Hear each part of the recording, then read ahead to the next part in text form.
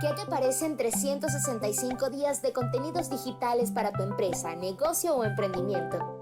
Somos especialistas en redes sociales, diseños, textos, guiones, audio, ilustraciones y correcciones. Realizamos contenidos digitales para tu emprendimiento. Octaedro Contenidos. Contenidos de calidad todos los días del año.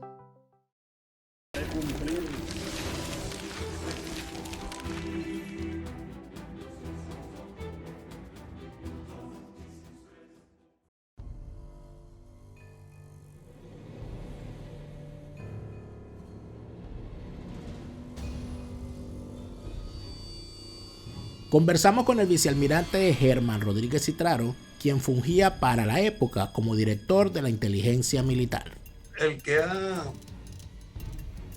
planteado que durante la visita de Fidel Castro a la toma de posesión de Pérez, que fue una cosa, ¿cómo se llama? Magnificencia, que se aprovechó la visita de Fidel para introducir al país armamento y crear unidades de francotiradores. Y eso para mí es una leyenda urbana, porque yo puedo dar fe de que nosotros hicimos un trabajo bien serio y bien responsable de inteligencia a la delegación cubana. Y yo te puedo decir que no, eso no es verdad. No puedo decirte que no pudiese haberse intentado, pero que realmente no se produjo, porque no se trajo, no hubo esa cantidad de armas, porque decían que habían hasta por la rampa 4 del aeropuerto de Maiquetía habían ingresado baúles y cajas. No, eso es mentira.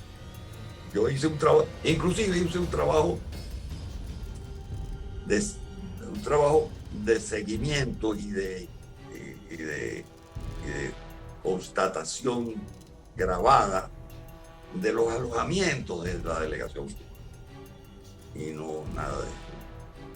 De la mañana de hoy, en todas partes de la capital, grupos de manifestantes se dieron a la tarea de saquear los negocios, especialmente en los centros comerciales, donde se diversa índole. Ustedes pueden ver que la situación aquí en el centro comercial Los Anaucos de San Bernardino, en Caracas, es incontenible. Incluso la fuerza pública en estos momentos no se ha hecho presente, lo cual, como ustedes pueden observar, da pie para que los grupos de manifestantes que desde las mañanas del día de hoy han saqueado comercios en toda el área de Caracas. Siendo absolutamente ecuánime, diría que puede haber habido algunas situaciones espontáneas que fueron alimentadas para ser llevadas a elementos mayores. No se puede descartar que mucha de la izquierda dirigente en Venezuela había sido y ha sido formada en Cuba, en los cuadros de Pinar del Río. De manera que aquí no hay ninguna sorpresa. Eso es una cosa, la facturación de caracazos, para asumir el término que se produjo en algunas partes de la universidad en Venezuela.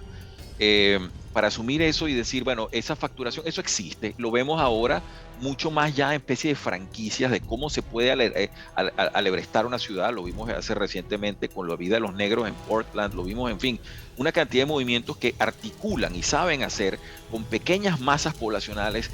Digámoslo como un ejemplo con la levadura y la masa. Pueden ustedes fermentar una gran masa con poca levadura porque saben hacerlo. Entonces, no hay por qué descartar que Venezuela, que siempre fue la fantasía de Fidel Castro en términos económicos y de petróleo, y eso no es ninguna cosa nueva y se remonta hasta la década de los 60, no hay por qué descartar que hubiese sido cierta izquierda venezolana, como siempre, irreflexiva, imprudente y no preparada para nada, la que coqueteara con esa idea. De hecho, algunas personas de las que vemos allí que romantizaron todo eso, luego tuvieron ingentes cargos públicos, cuando el entonces o posteriormente golpista Chávez Frías los coloca en su gabinete o los coloca en diversos cargos. Y aquí estamos hablando desde personas ligadas a los medios hasta personas de diversa índole que estaban allí metidos. Entonces uno empieza a tejer y a hilar fino y se da cuenta que sí hay una coherencia estructural entre aquellos polvos y estos lodos, por decirlo así. Estoy plenamente convencido de que esa explosión social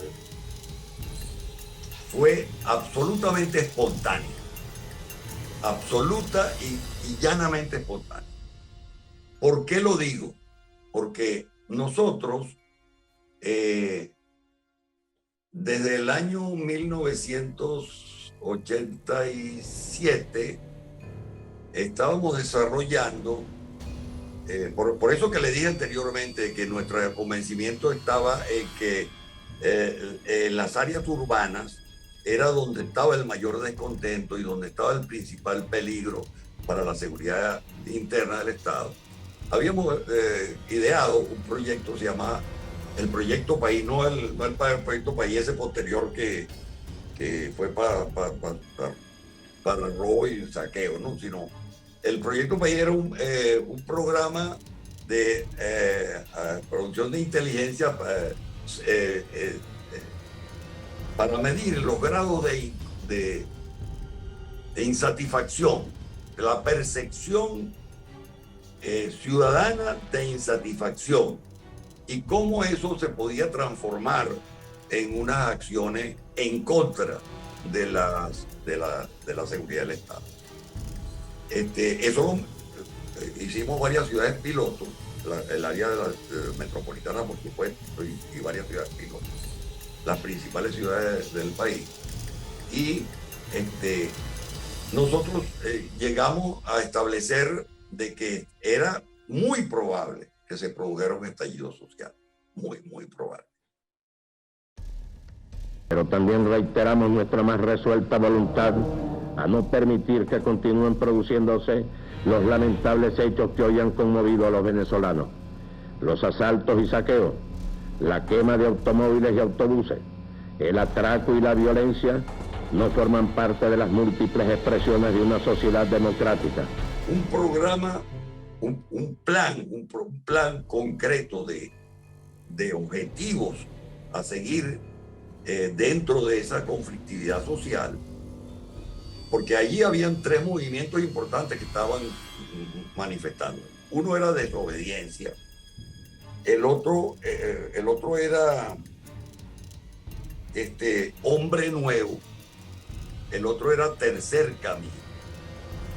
En tercer camino estaban, yo por aquí tengo algunas notas. Estaba Douglas Bravo en tercer camino, Ali Rodríguez Araque, Francisco Prada Banazarte, entre otros los principales dirigentes. En desobediencia estaba Carlos Lanz, Alejo Hernández, Martín Alfaro, y esa gente de desobediencia operaba inclusive desde un organismo del gobierno, desde la CONACYT. Allí tenían sus sedes y allí operaban. Claro, por supuesto, no bajo el auspicio de Bayardo Ramírez, pero sí en un organismo del propio gobierno. Y Hombre Nuevo era la gente que operaba en el 23 de enero, los hermanos Rodríguez, que operaban en el 23 de enero, Roland Dennis Fulton, muy bien, una persona muy... Y los sacerdotes jesuitas que operaban, sobre todo el Padre Gaso. Bueno, esos eran nuestros objetivos y los seguíamos con bastante, inclusive bajo control telefónico autorizado por unos jueces militares. De manera tal de que nosotros, el 27 de febrero, pudimos darnos cuenta de que a ellos también los sorprendió el Caracazo. Dijeron, ¿qué es lo que está? Decían, a Carlos le grabamos, decían, ¿y qué es lo que está pasando? Bueno, hay que aprovecharlo, hay que montarnos sobre esta ola.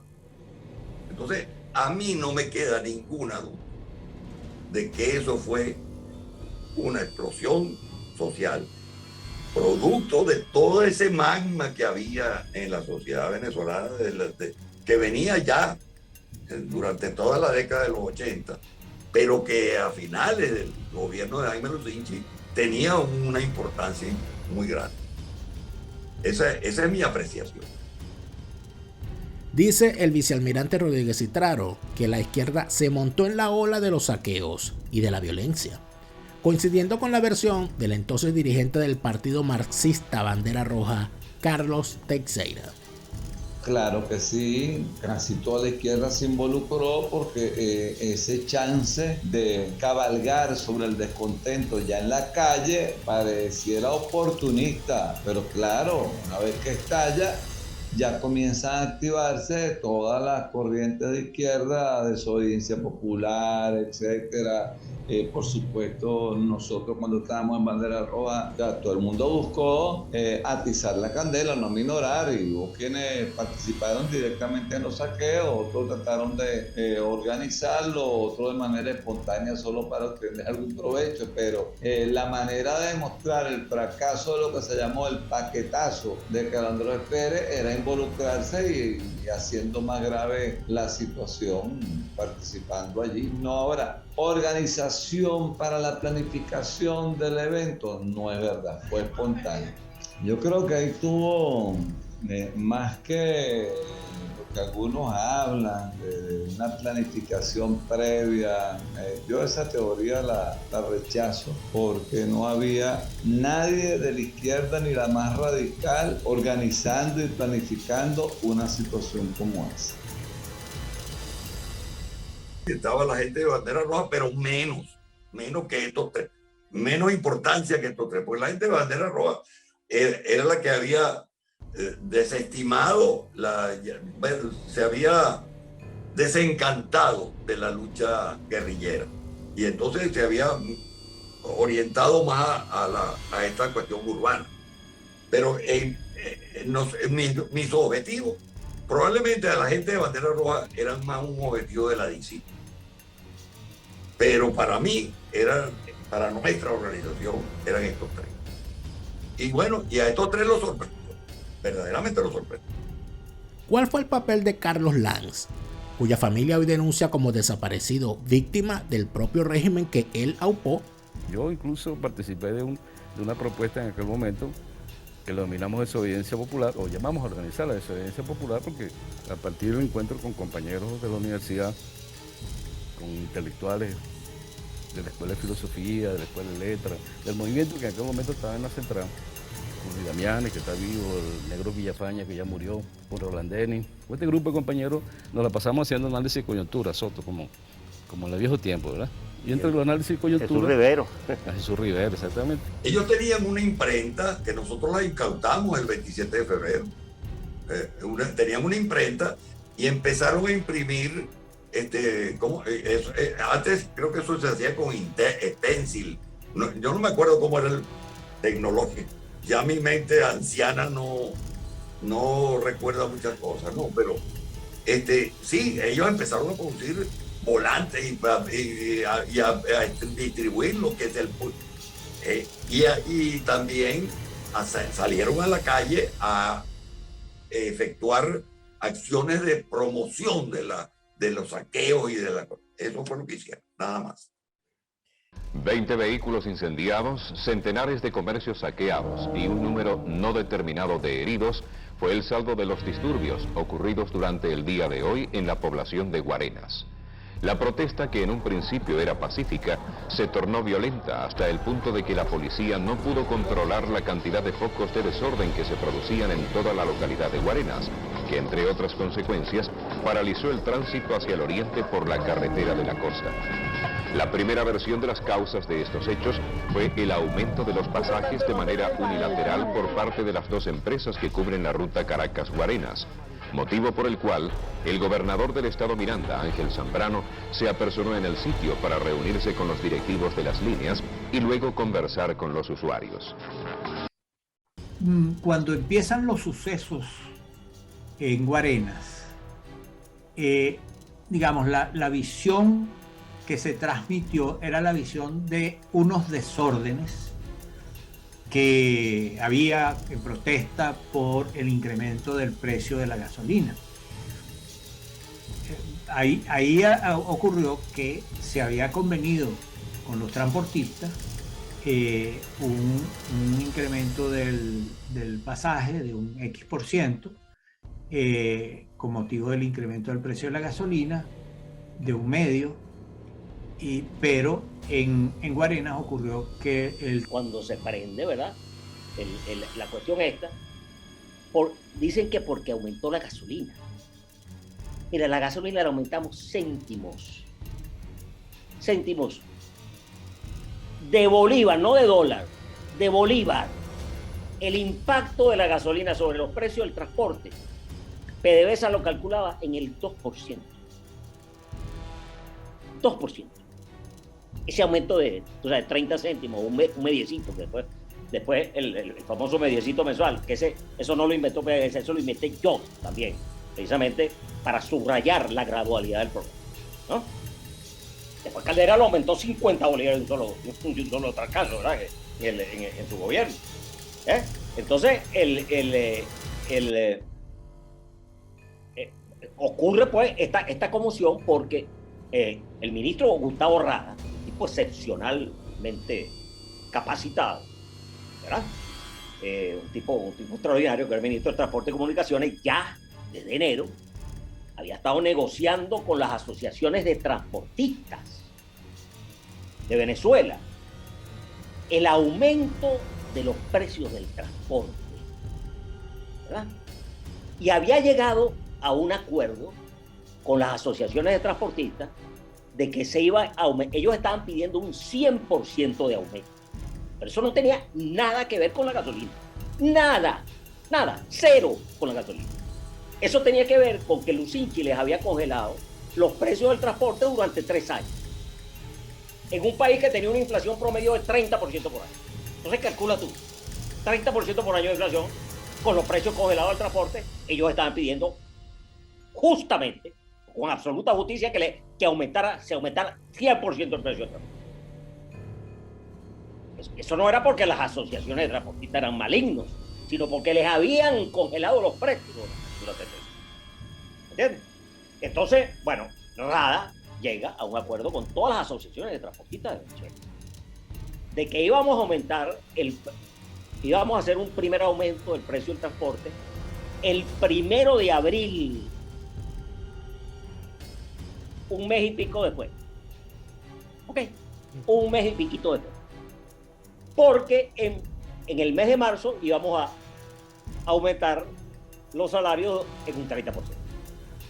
Ok, entonces, con el aumento del salario del 30%, se iba a permitir que todos aumentaran un 30% el transporte el 1 de abril, cuando la gente hubiera cobrado su aumento del 30%. ¿Qué fue lo que pasó? Que todas las asociaciones de transportistas de Venezuela cumplieron honorablemente, ¿verdad?, el acuerdo con el ministro de Transporte y Comunicaciones del gobierno de Carlos Andrés Pérez, Gustavo Rada. Y no aumentaron el precio. Menos una asociación de transportistas. La Asociación de Transportistas de Guarenas, ¿ok?, que aumentó el precio. No esperaron ni siquiera el 1 de marzo para que la gente por lo menos hubiera cobrado el sueldo, sino que lo aumentaron el 27 de febrero. El 100% del pasaje de Guarenas a Caracas, ¿verdad? Bueno, entonces la gente, porque perdónenme la palabra, se arrechó, ¿verdad? Y entonces empezaron a golpear y a quemar las bucetas, ¿verdad? ¿Quién es el culpable de toda esa vaina? El gobierno. Por favor. Eso fue lo que ocurrió el 27 de febrero. No estábamos preparados para todo esto. Venezuela no tenía ninguna experiencia con este tipo de situaciones convulsivas.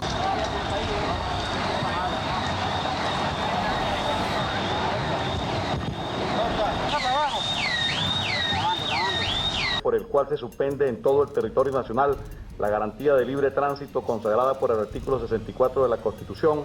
Ministro, escúcheme bien lo que le voy a decir. Y el gabinete quiero que me escuche claramente lo que le voy a decir.